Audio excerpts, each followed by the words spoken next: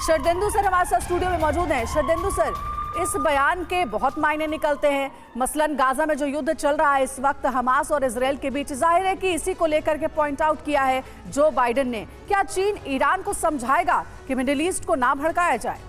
देखिए, ये जो बयान है ये बहुत ही मुद्दे वाला बयान है। ये इसके अगर माने निकालेंगे तो इसके बहुत सारे माने निकलेंगे। मेरा मानना ये है कि ये दोनों की मीटिंग आउट ऑफ कंपल्शन है। अमेरिका देखिए मिडिल ईस्ट में फंसा हुआ है इजराइल का सपोर्ट करके, और उसके मिलिट्री बेसिस पे हमले हो रहे हैं। उसकी से मिडिल ईस्ट में कम होती जा रही है। जिस तरीके से Saudi Arabia Syria, Saudi Arabia Iran, और जिस तरीके से ओआईसी नेशंस का समिट हुआ और एक सुर में तकरीबन उन्होंने इजराइल को ना मदद करने की अपील की और ह्यूमैनिटेरियन एड को बढ़ावा देने की बात की। तो अमेरिका का जो आज की डेट में असर मिडिल ईस्ट में कम हुआ ये तो सभी को पता है। उसमें किसने इसकी जगह फिल की? वो थी चाइना ने ईरान की मदद से, देखिए दोनों में डिप्लोमेटिक रिलेशन इस्टेब्लिश किए, सऊदी अरेबिया और ईरान में, सीरिया और सऊदी अरेबिया में रिलेशन इस्टेब्लिश किए और एक इनग्रेस बनाया। चाइना का जो इकोनॉमिक कॉरिडोर था वो पाकिस्तान से होता हुआ ईरान से लेके मिडिल ईस्ट पहुंचा, और साथ में देखिए टर्की होता हुआ वो यूक्रेन तक पहुंचता है। तो ये उसका लार्जर पिक्चर है, उसमें चाइना बहुत अहम भूमिका निभाता है। इसीलिए अमेरिका के राष्ट्रपति ने चाइना से गुहार की कि वो मिडिल ईस्ट में इंटरफेयर करके ईरान को समझाए, क्योंकि ईरान एक आज की डेट में अनडिक्लेयर्ड न्यूक्लियर पावर है। वो किसी भी एक्सटेंट तक जा सकता है। वो डायरेक्ट हिजबुल्लाह और हुतीज की फंडिंग कर रहा है। हमास को जितने हथियार दिए वो ईरान ने दिए। वो एक बड़ा पिवटल रोल प्ले कर रहा है मिडिल ईस्ट में। लिहाजा वो चाइना की सुनेगा, नॉट बिकॉज कि चाइना एक बहुत बड़ा पावर है, उसने वहां इन्वेस्ट कर रखा है, वहां पे उसके इकोनॉमिक इंटरेस्ट हैं। बहुत सारे जो वॉइड अमेरिका ने क्रिएट किया था उसको फिलअप चाइना ने किया है। तो इसलिए चाइना से उन्होंने गुहार लगाई है। चाइना के भी इंटरेस्ट में है, क्योंकि मेजर स्टेक है चाइना का इकोनॉमिक कॉरिडोर के जरिए भी, ताकि युद्ध जल्द से जल्द अगर खत्म होगा तो इससे भी फायदा चाइना को ही होगा। यह मसला भी यही वजह है कि उठाया भी गया और अमेरिका की तरफ से भी चिंता जाहिर की गई है।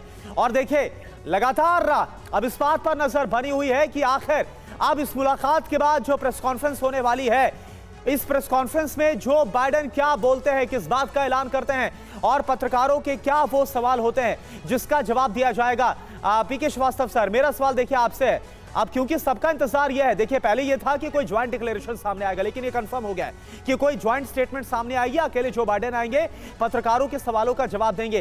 क्या आपको लग रहा है कि यही अपने आप में एक संकेत है?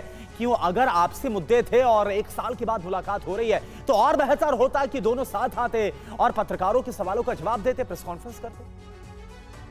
देखिए, वो बेहतर तो जरूर होता, लेकिन करुणा मैं कहना चाहूंगा कि इसकी कोई भी एक्सपेक्टेशन नहीं थी।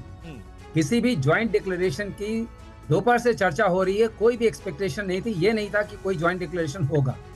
सवाल ये है कि ये दोनों एक साथ बैठे और दोनों ने बातचीत की और थोड़ी सी नरमी आएगी रुख में, और दोनों अपने आप को महान नेता मानते हैं। इस वक्त दोनों का कंपल्शन है। अगर आप इकोनॉमिक कंडीशंस को देखें, ग्लोबल इकोनॉमिक कंडीशंस को, तो उसमें यह आ रहा है कि चाइना को एक्चुअली चाइना ड्रैग में है, it's dragging the global economy, और अमेरिका ने इस बार स्टेबलाइज किया है।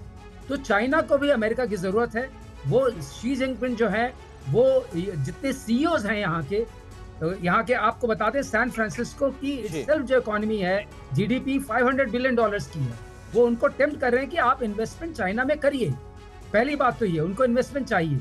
और दूसरी सबसे बड़ी बात ये हो रही है कि सारा मुद्दा जो है, सारी धुरी ये है कि जो लॉजिस्टिक्स चेन है, जो ग्लोबल सप्लाई चेन है, इसको डिस्टर्ब नहीं करना चाहिए, नहीं तो सारी की सारी इकोनॉमी, ग्लोबल इकोनॉमी बैठ जाएगी। यहाँ पर सबसे ज्यादा चर्चा हो रही है। जहां तक मिलिट्री एस्पेक्ट का सवाल है, तो अगर ग्लोबल इकोनॉमी मुद्दे में आती है तो मिलिट्री एस्पेक्ट्स भी थोड़े थोड़े सुलझने की ओर चलते हैं। लेकिन अगर आप ये सोचें कि कोई इससे कुंजी है, संभल जाएगी, तो वो नहीं होने वाला है, वो बिल्कुल नहीं होने वाला है। लेकिन शी की एक बात जरूर ध्यान देने वाली है। उन्होंने एक पॉइंट कहा था जो बहुत इंपॉर्टेंट है अपने उसमें। उन्होंने कहा था कि आप ये कोशिश मत करिए, हमारे कल्चर्स अलग हैं, हमारी लैंग्वेज अलग है, हमारे सोचने का तरीका अलग है, हमारी गवर्नेंस अलग है, आप हमें अपने ऊपर रीमॉडल करने की कोशिश मत करिए। Don't try to remodel। यानी पीके श्रीवास्तव सर, ये कम से कम एक कदम तो आगे बढ़े, या आप कहना चाहते हैं कॉन्फ्रेंस बिल्डिंग की तरफ, और हो सकता है कि इसका और पॉजिटिव इंपैक्ट निकल कर सामने आ। और जो इस वक्त दुनिया में हम देख रहे हैं, युद्ध छिड़ा हुआ है, हालात बेहद खराब है, इस तरफ भी जो ये बातचीत है वो पॉजिटिव तरीके से रुख करती नजर आए। अंजलि, और इस बीच एक बड़ी खबर है, जिनपिंग का अमेरिका को सीधा संदेश, कि देखिए साझा प्रेस कॉन्फ्रेंस नहीं होगी, ये क्लियर हो चुका है। और तस्वीरें भी आपको दिखा रहे हैं, बाइडेन की अकेले प्रेस कॉन्फ्रेंस होगी। थोड़ी देर में वो प्रेस कॉन्फ्रेंस शुरू भी होगी इसी जगह से जहां से तस्वीर आपको दिखा रहे हैं।